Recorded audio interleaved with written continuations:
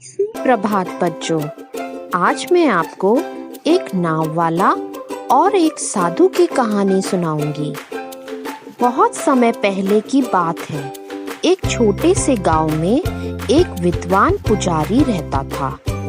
उसको वहां के सब लोग जानते थे और दूर दूर से गांव के लोग उनको अपने घर पूजा के लिए आमंत्रित करते थे।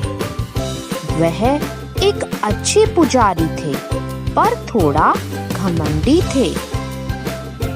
एक दिन पुजारी को नदी पार करके दूसरे गांव जाना था।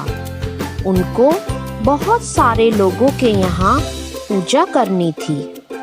जैसे ही नाव आगे बढ़ने लगी, पुजारी ने अपनी प्रशंसा करनी शुरू कर दी। मेरे प्यारे गांव वालों, तुम लोग बहुत भाग्यशाली हो जो तुम्हें मेरे साथ सफर करने का सौभाग्य प्राप्त हुआ। फिर पुजारी ने नाविक से कहा, सुनो नाव वाले, क्या तुम्हें मालूम है कितने पुराण होते हैं? नहीं महाराज। बड़े दुख की बात है। ये तो बताओ, वेदों में कितने अध्याय होते हैं? नहीं महाराज। ओह, फिर तो तुम्हारी जिंदगी बिल्कुल बेकार है। मुझे तो ये सभी जुबानी याद है। कोई भी ज्ञान मुझसे अछूता नहीं है। मैं भाग्यशाली हूँ कि माँ सरस्वती ने इस काम के लिए सिर्फ मुझे चुना है। पुजारी ने काफी देर तक नाविक को बहुत परेशान किया। कुछ समय पश्चात तेज हवाएं चलने लगी, घने बादल छा गए, नाव तेजी से डगमगाने लगी। नाव को बचाने की कई कोशिशों के बाद नाविक चिल्लाने लगा, सब लोग नाव से कूद जाओ, तूफान हमारी तरफ बढ़ रहा है। मैं नाव को दूसरी ओर नहीं ले जा सकता। किनारा अधिक दूर नहीं है। हम सब वहां तक तैर सकते हैं। जल्दी करो। लेकिन मुझे तैरना नहीं आता। ये कैसे हो सकता है?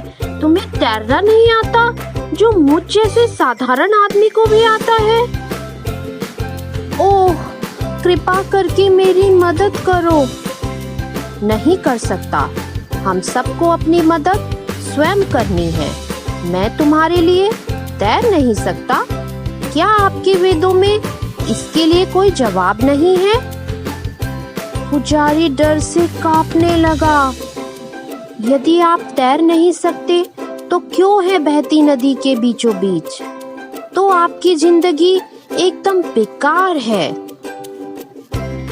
यह कहते हुए सभी लोग नाव से कूद पड़े और धीरे धीरे नदी किनारे पहुंच गए और केवल वो अभिमानी पुजारी पानी में झटपटाता रह गया। वो अपनी झूठी शान में मारा गया।